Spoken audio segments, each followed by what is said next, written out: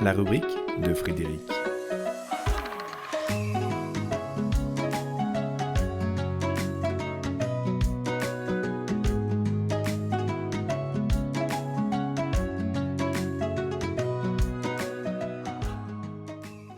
Osons l'amour.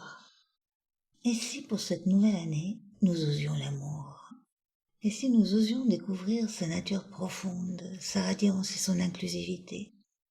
Et si nous nous attelions chaque matin, malgré les aléas du quotidien, malgré les incompréhensions multiples et les guerres que se livrent les hommes et les femmes, à percevoir derrière chaque être, chaque situation, chaque événement, la touche de mieux qui cherche à poindre et à colorer le paysage humain?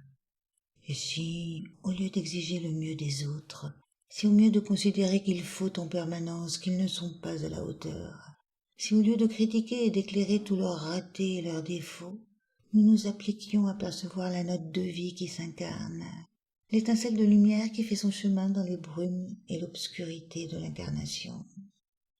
Osons l'amour, pour entrevoir derrière le gris du paysage la nature unitaire de l'humanité et celle de la terre, qui, par tous les climats, accompagne sans jamais faillir l'existence et toutes ses apparences.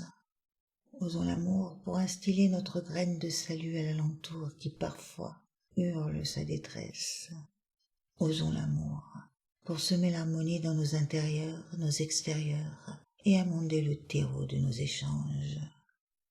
C'est possible, c'est souhaitable. Et c'est même indispensable si nous voulons individuellement et collectivement participer au mieux-être du monde. La souffrance résulte de guerres physiques, émotionnelles et mentales. Les combats qui se mènent pour une prédominance des uns sur les autres entretiennent les déséquilibres. Mais le tableau qui s'offre à nos regards est aussi une réalité qui agit en chacun d'entre nous. Regardons les désordres, les perturbations qui nous habitent. Regardons les guerres intestines dans lesquelles nous sommes pris. Regardons notre façon de les exporter pour ne pas les voir. Regardons nos façons de critiquer les autres qui, évidemment, sont condamnables.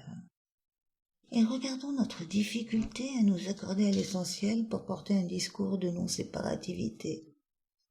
C'est en voyant nos difficultés à dédier ce meilleur à la communauté que nous pouvons comprendre celles de nos alter-ego.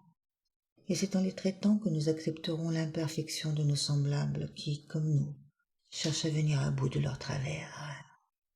Si derrière les défauts de tout un chacun, nous pressentons leurs qualités, nous devinons les potentiels susceptibles d'enrichir le mieux commun, si nous arrêtons de nous désoler pour nous encourager par la pensée, par la parole et par l'action, chaque fois que cela est possible, nous ferons croître l'amour.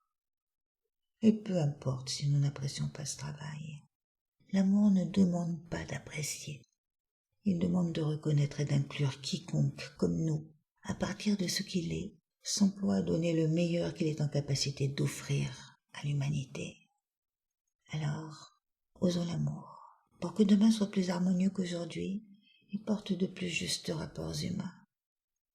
Que 2025 soit l'occasion pour tous et pour toutes de baigner d'un plus d'amour la terre et l'ensemble du terrien. À nos amours et à nos lendemains solidaires.